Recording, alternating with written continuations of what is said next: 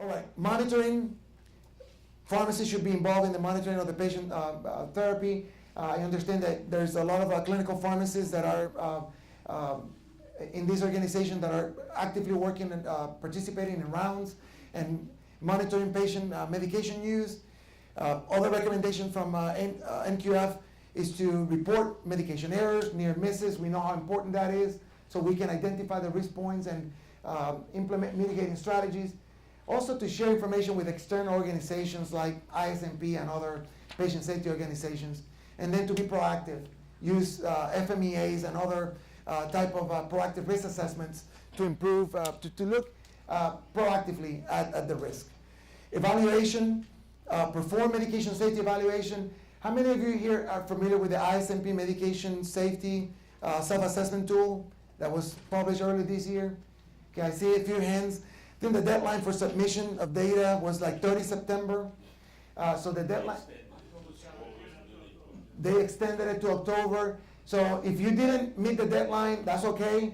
ISMP would tell you that the tool could be used as an internal process, as a proactive risk assessment. So if you didn't participate in the national data collection event, you can still use that tool, download it, and use it internally in your organization and assess how well you're doing with medication safety. And then you can actually compare yourself with the national hospitals by looking at the data that ISMP will publish from the national data pool.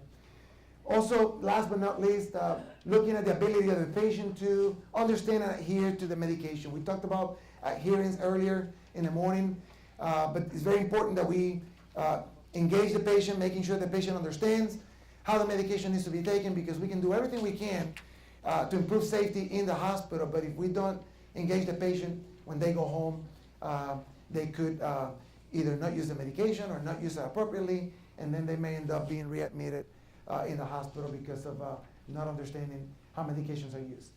All right, the next few slides, just to wrap up the presentation, have to do with the TeamSTEPPS training in some of our hospitals. I identified 2 hospitals that have conducted TeamSTEPPS training in the pharmacy environment. This one in particular is from Madigan Army Medical Center in Tacoma, Washington. And they implemented TeamSTEPPS in the inpatient pharmacy like a year and a half ago. They did train the trainer with a group of management and staff members. They did the staff of training. Then they developed ways to tackle training for new staff and staff transferring into their sections. And then they have annual ongoing training for their staff. They also develop team building activities that they do every month in their monthly meetings in the pharmacy to support the pharmacy mission. And then they use a lot of the TeamSTEPPS tools in their daily process. Now they picked 3 areas to look at, to assess, and see how they could make it better using TeamSTEPPS concept. They looked at staff satisfaction in the pharmacy, and they looked at satisfaction in the pharmacy before the training and then after the training, and they showed overall improvement in the pharmacy staff satisfaction. Now they looked at 2 other areas outside of the pharmacy. They looked at, or that affect areas outside of the pharmacy. They looked at the after hours discharge pharmacy waiting time. Basically how long it takes for them to prepare medications for patients that are being discharged. And the waiting times average an hour before the training was conducted, but after the training was conducted and after implementing some of the TeamSTEPPS concept, they were able to decrease the time to 20 minutes. Average 20-minute waiting time for discharge medications in the pharmacy. Another area that they looked at was the stat order turnaround time.